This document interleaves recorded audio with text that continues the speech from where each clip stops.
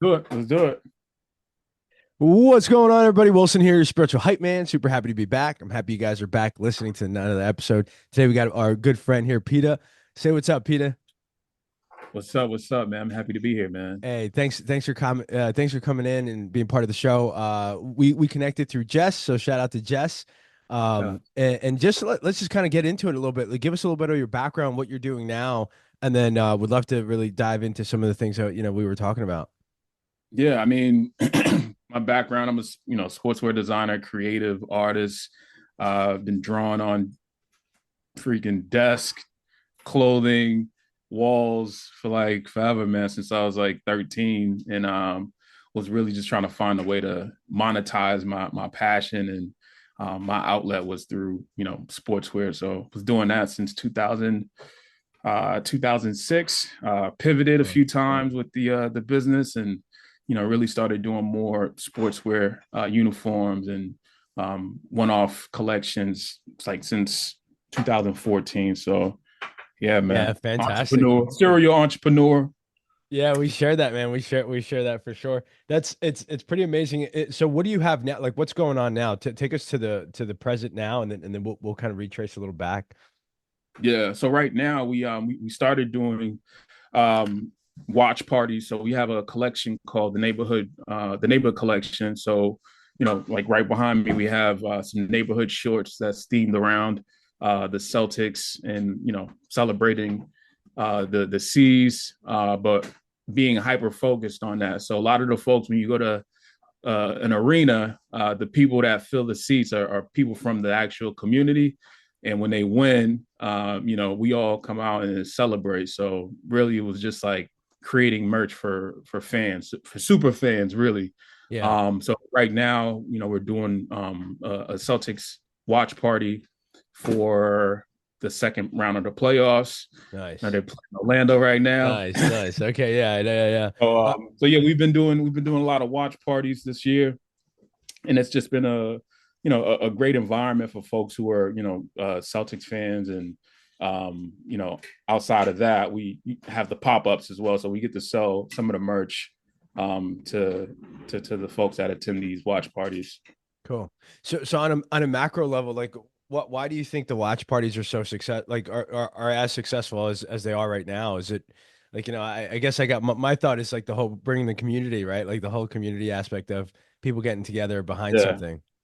Is that right? I mean, 100% correct, man. I think the reason why like a lot of our watch parties are like at capacity is the fact that going to a C's game, especially a playoff game, you're spending like $500 just on tickets, right? Yeah. And we're not even talking about like you know Hot great dogs. seats, Yeah, right? You right. know what I mean? So it's Nachos. like those Right. those like we're just talking about the seats, right? So Right. now we talk about food, beverage, parking that could easily like accumulate $1,000, and that's Yeah. just for one person. Right. So creating an environment where it's like you pay $25 or whatever. It's around folks who are like minded, who Yeah. want to cheer the C's and all of that. So it's like it's really the experience, and I think people want to be around that, especially during like a playoff time. Yeah, right. Um, and it's been successful so far, man. We've been having packed events, and the venues that we're at, Yeah. great food, Do drinks, you do all you of that. almost see that almost as like a transition into that, like events? Yeah, I mean, I think it's part of like our ecosystem, man. I think especially when you think about like an all-star game, or a Super Bowl, like that type of experience, right? Folks are going in like, oh, I want to be around this, live, want to be around like this excitement, right? And then it's like the food, the community, and all of that. So it's like, it just makes for an experience that you don't want to miss out on. And Yeah. I think that's kind of like our strategy for putting out content, putting out merch that highlights that event. You know what I mean? Yeah, for sure, for sure. And the merch is awesome. So for anybody that wants to check it out, where do we go? Where do we go to check it out? www.mathmaticathletics.com. We're on social media, Mathmatic Athletics. Um, yeah, we got got a lot of stuff in the fire right now, man. Yeah, So yeah, no, it looks great. And then so one thing that we talked about last time is just your eye, like your directional eye, or let's, I guess in our industry we would call it director of photography, right? Like your cinematic look or your ability to like see it, envision it, even on the website was really really good. And you're saying so take me a little bit of that. Like where do you get that inspiration from? Because I know we were talking a little bit about that, and I love it, dude. I thought it was fantastic. Even the video that you guys shot, that was it was awesome. thanks. Yeah, I mean, I'm like my background, like I said, was is in sports, but before that, I was a film guy, man. I wanted to, be the next Spike Lee. But okay. I was inspired off of John Singleton, a lot of Yeah. his movies that highlighted culture. Having people who look like me in films, and I gravitated towards just like the stories and stuff that I could resonate with. So when I had a chance to like create, product, I wanted to incorporate those stories, those characters in our campaign. So I think that story element allowed me to like, develop my own like palette for like, oh, I want to incorporate Yeah. these colors and I Yeah. want to, put this particular like persona in the setting. So for me, it was like that was like my blueprint. But yeah, I mean, I love storytelling and incorporating a product into that story. So Yeah, that's kind of you like my definitely got it, starting bro. point. You definitely got it. Like even with all, the graphics and again the video, whoever came, both, obviously you and whoever else came together to make that happen. It was wonderful. Um, so I got a couple of so one idea, and then I'm gonna ask you a question real quick. So as far as an idea is each section, like for example, Hyde Park, do you have or is the thought to potentially maybe create like little cinematic shorts in each area? Like that would Yeah, be right. Like, wouldn't that be like a cool idea as far as yeah, like highlighting each one and all of a sudden then you see the product that you see the shorts or you see people ultimately playing yeah, basketball in it. I think definitely. that could be like a badass idea, like little, and then maybe and then you get like little side stories of, whoever lives there, why it means something to them. And then maybe you connect it back to the basketball game. Just something Heck that, yeah. yeah, that came to mind now. But, so let me ask you a tough question. What's one of the toughest things that you've dealt with? Whether it's growing in the business Yeah. or kind of because I know you mentioned pivots, and I've been there before too, where it's like I started this thing and then you put so much love and you got this idea, and then all of a sudden you're in it, and then years later you're like, man, is this gonna all work Yeah. out? Am I wasting my time? What am I doing? Like, so is that something you've been dealing with or have dealt with, or maybe it's not? Maybe what's one of your toughest moments throughout your journey here? Hey, man. I think one of my toughest moments really was just like um, leaving home to Mm, like pursue this. mm, Um, because I'm a family guy. I've always been around my family, and when I first started the brand, I had a bunch of my cousins with me, and for me, when I had made this, when I made the decision to like really like do this, and I moved to California, and I was by myself, damn. um, and it was really one of those things where I was like, I'm dolo, man, and Yeah. it was terrifying, but for me, it was like kind of kind of like it was one of those things where it's like you have to reinvent yourself. Mm, So kind of like breaking away from like family to be able to like create your own, yeah. version of yourself that wasn't attached to what people knew you for. Right. And I think that was like the hardest thing. And when I, eventually came back to Boston, it kind of like made me become more like self-reliant, you know what I mean? Mm, Um, so yeah, long story short, just like leaving my family to like go out and figure it out and come yeah. back like with more understanding of myself. So Right. that was like the hardest thing because I always thought I was gonna do this with like all of my friends and all of Yeah. that, and then it was like, nah, this is Yeah. So you went entrepreneurs from having like a big solo support journey. system to being on your own, basically. Yeah, Take me through. So I would assume the feeling of like feeling alone sort of was probably overwhelming several times. Like Yeah. how did you deal with that? Like you just connect it like to the inner self and then go out and then find other people, or did you have to like kind of rely on family too to kind of help you get through it, or what was that I like? mean, I think the thing about living like, was it 3,000 miles away, Hmm. is the fact that the time zone and all of that. So it's like you can't really like have. I can't just pick up my phone and hit up my cousin or Yeah. whatever. But I gotta be, cautious of like the time difference and stuff. So, I just became more inward Okay. in like my communications and stuff. But yeah, just really just focus more so on like building my brand. And it like again, like entrepreneurship is lonely, man. Like, Yeah.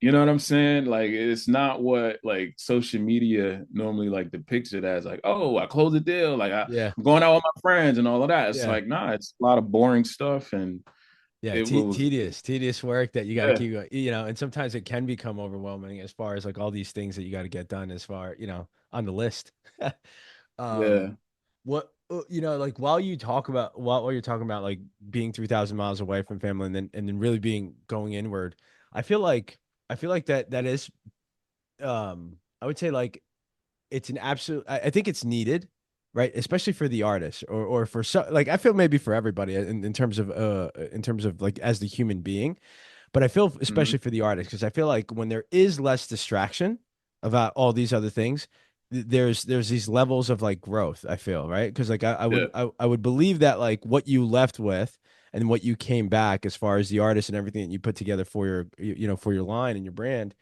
uh was there like a huge impact, a huge shift, like in terms of the work, how you saw it, like the overall finish, and yeah, how much of that came from like that inner peace or it being able to be really on your own and having all that time to actually put effort into it? yeah. I mean, I think like when you're forced to when you're forced to just like do the task that you said that you were gonna do because Yeah, there's no distractions, there's nothing else, right? like there's nothing else. Like I didn't have like a big network when I had moved out there. So it was like it was the gym. Yeah, And at the time I was doing stand-up comedy because I thought I was, dude, that's cool. Dude, I thought I had we the share chop. so much similarities. You did stand up too? Yeah, dude, I've done it a couple times for sure. Okay. Yeah. So yeah, I did the stand-up thing and I also was just like spending time in the gym. And if I wasn't in the gym, I was, going to the, downtown LA fashion district trying to pick up pieces and just for me, I thought my job was really to just like connect with celebrities and do product placement Mm, when I was out there. So, yeah, I was just like trying to get the things that I needed to do on my to do list like crossed off. Like I yeah, still had like fun and all of that, but without my distractions that I typically had, like just being in, like you have your regular routine, you have your yeah, family and right, friends right. pulling you left or It takes right. Like time, I didn't man. have It's that. time. Yeah. So I was like fully focused when I was out there. Okay. And then so what was I guess what was your biggest takeaway from going out there? As far as like maybe Yeah. obviously as the artist, but then even the human. Yeah. My biggest takeaway really was like understanding that everyone who like had like a level of success, like celebrities and stuff, they weren't any different from me. Like, I mean, at that time, like we weren't making like crazy money, but um we we had like visibility because we were doing product placement with folks that were in within the industry. Yeah. But it just showed me that like, yo, like this A-list celebrity is no different from me. They just have, you know, more money, or they just have a network and all that. But in terms of talent, like it's the same. We have the same amount of talent. Right. It's just how determines how focused you were.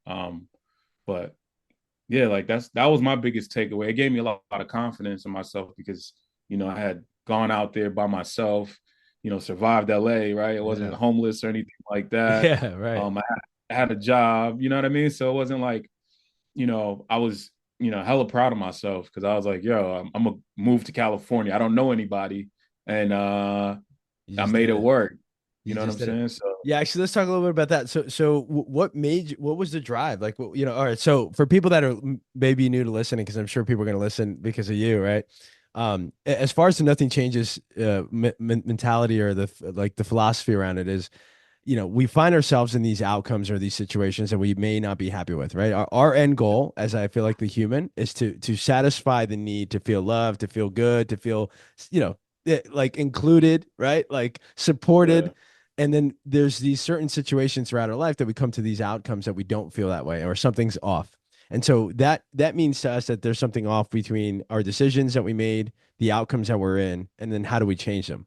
And so for people listening, really it's thoughts, influence, emotion, decision, outcome. So influence, influence creates your thoughts, or can really affect your thoughts. Thoughts then mm, can drive an emotion. That emotion can then drive your decisions, and those decisions then create the outcome you're in. And so if you're not happy with an outcome, then we go back and reverse engineer to figure out, okay, what was the decision I made? What was the situation that I was in? What was the emotion that I was feeling? What were the thoughts that triggered that emotion? And where did those thoughts come from? And though it sounds easy, right? Sometimes it takes a little bit of time to really be able to like hone in on this and then be conscious at that level. So for you, what was that decision point, right? So what was the influence? What was the thought? What was the emotion that you're feeling that you made that decision to be like, you know what, I'm gonna go on my own and I want to do this because I like, was it to prove to yourself to do X, Y, and Z? What was that for you? yeah. So I always like revert back to my origin story, and so like growing up, I've always been an artist. My mom has always been like my biggest supporter, right? And she championed me. Like she wanted me to become like a funny. She wanted me to become a police sketch artist. Okay. And I was like, okay. Um, but anyways, I was like, Well, because she for she me, I she just recognized wanted, the talent. yeah, she was like, you can be a police sketch artist. I was like, maybe not. But I think for the most part, she wanted me to, pursue a career in the arts.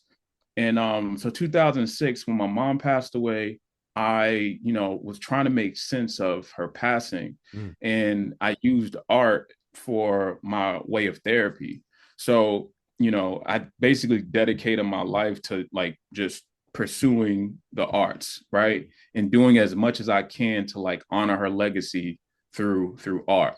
So for me, 2006 to the time I moved to California, 2012, it was really like, at that point I was in Boston. Well, I started the company in Florida, and when I moved to Boston, I just felt like creatively I had just like reached a ceiling. mm.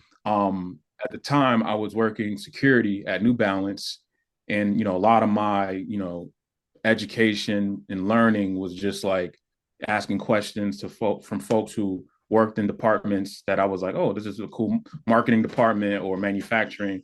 So in 2012, I was just like, I felt like I hit that ceiling Okay. creatively, and I'm like, I need to like get out of here, like, or I'm just gonna always be a security officer, and with this dream in me that that's not gonna live to see the light of day. Um, so one of my friends, Mike Padavani, who still works at New Balance, Shout out to Mike. yeah, shout out to Mike. He randomly just like invited me to New York for it was like an NFL draft party or something like that. And he's like, hey, yo, if you're not doing anything, going up to New York if you want to roll. Um, he gave me very little information. And I was like, yeah, definitely. Because he also knew I had like a clothing company. So when he when we get to New York, he's like, right before we get into this building, he's like, yeah, man, last time I invited like another friend of mine, um, and he, met, yeah, I introduced him to other people. He didn't really like say anything. And I'm like, why are you telling me this story? Excuse me. Hold on for a second.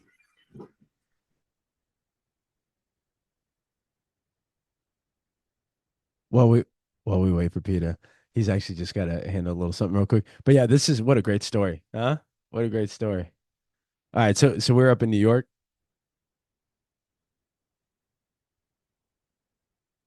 Yeah, no worries. So we're up in New York. That's kind of what's happening right now. Super Bowl. It was a draft party. My bad. Sorry about Yeah, that. no worries. We get it. It's good. So I'm in New York, and I'm like, why is Mike telling me this like this story or whatever? So, anyways, we get to the building, and we get, go past security, and we go through the elevator, opens up the door. The elevator door is Rock Nation, Sean Carter Enterprise, Oh, and I'm like, yo, that's nuts. I am at the establishment of Sean Carter, Jay-Z. yeah, I'm looking at the plaques, Reasonable Doubt, the Black Album, all yeah. of that, and I'm like, oh, this is crazy. So, in comes Emory Jones, who's Jay-Z's like right hand man, and he's talking to Mike, and he's like, yo, Mike, perfect timing, man. I want to introduce you to somebody. That's I'm thinking I'm crazy. about to meet Jay-Z. We didn't meet Jay-Z, Yeah. but in the room, Yeah, there's the BBC Billionaires Boys Club. That we're in a showroom, yeah, and there's a bunch of other folks at this table, round table. Um, so that experience there was just like life changing for me, mm, because I was just like, at that time I was about to drop this one collection, the By Any Means Necessary. I had a Malcolm X yeah, hoodie that I designed in a baseball jersey that was inspired off of the LA Dodgers. So I'm in this meeting and I haven't said a word yet. And I'm thinking about this, the little snippet that Mike said. He was like, yo, man, invite this a friend of mine. He never said anything in the meeting. So I was like, oh, I gotta say something. I gotta make sure I say something. So, yeah. anyways, I finally got a chance to like introduce myself and let folks know what I do. And then I talked about the campaign that I was gonna drop for spring 2013. And yeah, I got it off my chest, and I was like, word, people were like, oh, this is dope. Send me a jersey. Da, da, da. Yeah. So I was like, perfect, this is cool. So we left New York and got back to Boston. And I literally was like, yo, I'm not coming back the same. This is crazy. I put like my 2 weeks in, I Yeah. quit my job, I sold my car, Wow. and I moved to California, I moved to Los Angeles. So that experience really just like changed everything for me. And my wife, she went to school, she went to University of Pennsylvania for positive psychology.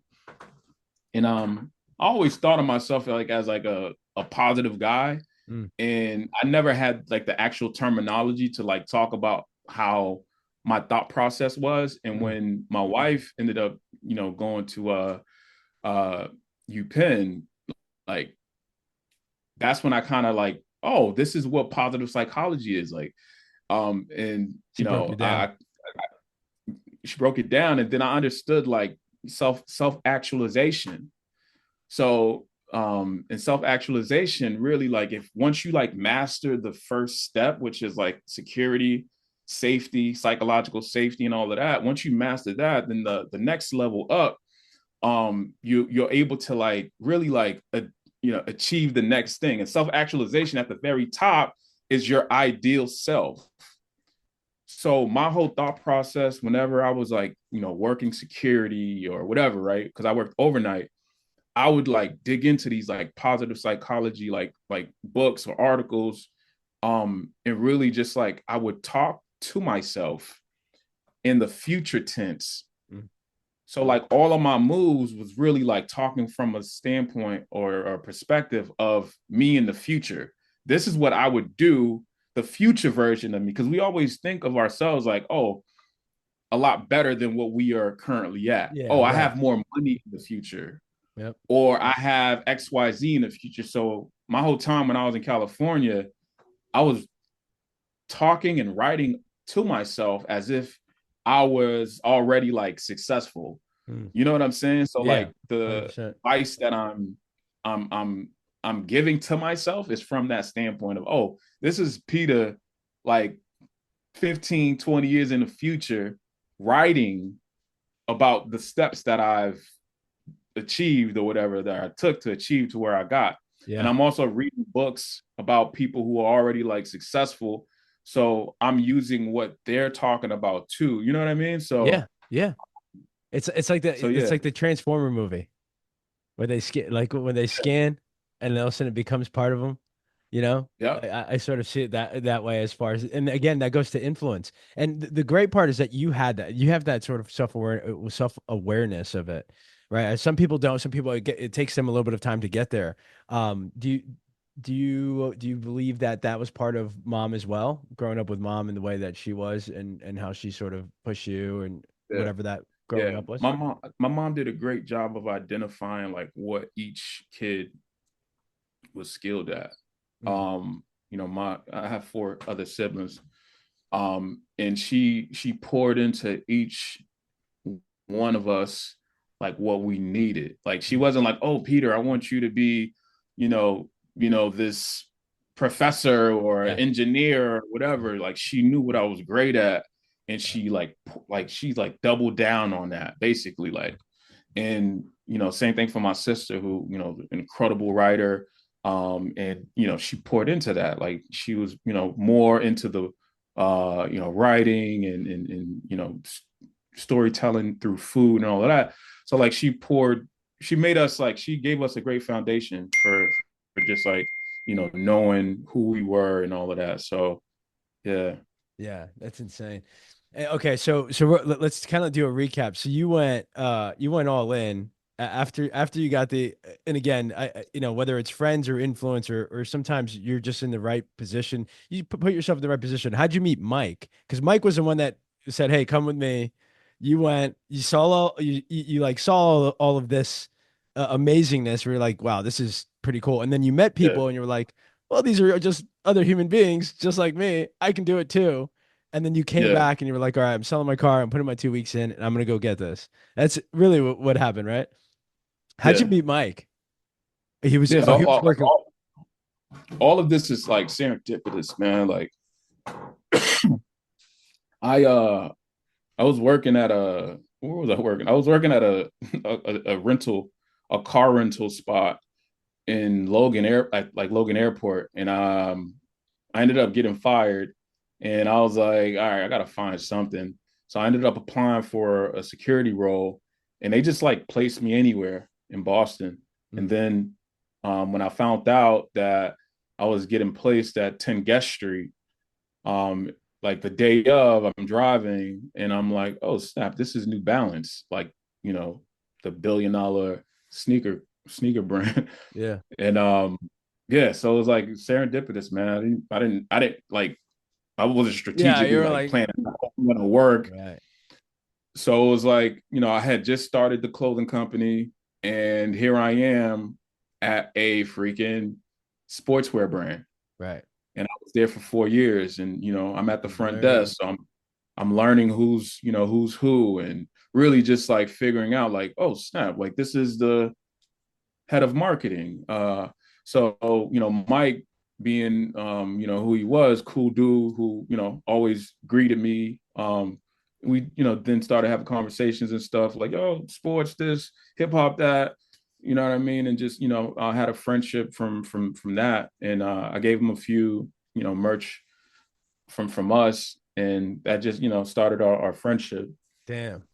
And then that led to the place, the draft party in New Yeah, York, yeah, which created enough influence and emotion to drive your decision to go burn the bridge and go do this. yeah, 100%. I'm like, yo, what's the worst that could happen? What's the worst that could happen? Like, Yeah. and again, like my biggest fear, man, was losing my mom. So it's Mm, like, after I lost my mom, it's like, yeah. yo, what? There's Like, nothing else. not that I'm fearless, but I had nothing to lose. Like, Mm, you know what I'm saying? So yeah. it's like, you know, I made that decision. I was like, yo, I told my cousins, I was like, yo, yo, y'all trying to move to LA? Let's really do this. And, everyone was, million excuses. And, I understood it. It's like, it's not everyone's dream. Right. And I was willing to, risk everything to pursue a dream. And, you know, I You make, figured it out. I came yeah. back, And you're making it happen. survived. How does that make you feel when you're thinking about it and talking about it right now? I love talking about it, man, because it reminds me of who I was at that point. Mm. You know what I'm saying? Like at 19, success to me was a celebrity wearing my stuff or Yeah. noticing like, oh, noticing my stuff. And that happened. It happened so many times, and success changes as you get older. You know what I mean? So Yeah. like thinking about it now, like we now have conversations with, people from Reebok and other, big corporations and stuff. So it's like I try to like, practice gratitude a lot Mm. and just to think about like, yo, the 19-year-old me would be like, yo, you doing what? Like that's crazy. So Yeah. Right. I try to like think back to that time because for me, it's like I always look at it like this way, like I always had like a millionaire mindset. You know Yeah. what I mean? Like even when I wasn't making that much, like I'm like, yo, this version of me, right? 10, 15, 20 years from now is already a millionaire. Yep. Like I'm already there. So it's like that way of thinking is going to inform like how I move Now. at the current. You know what I'm saying? Yeah. No, I'm right there with you. So that's why I was like, yo, like if I move the way that someone who's already has it is gonna move, then I'm moving with that spirit. That's the thing Right. that's like pushing me forward. So like at each level of success, so whatever success means to me, like it's I sit in it and I'm like, yo, this is crazy. And I always think about like, yo, the journey, right? Where I started. Yeah. And it's a dope feeling, man. And I ain't even scratched the surface yet, man. And it's like, yo, this is Yeah. dope. Just to be able to be like, yo, this brand is like having a conversation with me, like, oh, Steph, this is crazy. Yeah, You know? fantastic. All right, so tell me a little bit. We got a few minutes, so tell me a little about the brand, like what type of conversations, if you can, and who's worn it. You know, some of the celebrity types that we may know, as far as that. Yeah. So I mean, we had like the game, Ocho Cinco, um, Nice. folks from Dipset, Joel Santana, Yeah, yeah, they're from Jersey. um, a lot of folks, man, a lot of folks that I sometimes like athletes too. Yeah, and I And saw you courtside Boston too. I saw some cool pictures of you there repping the brand yeah, courtside.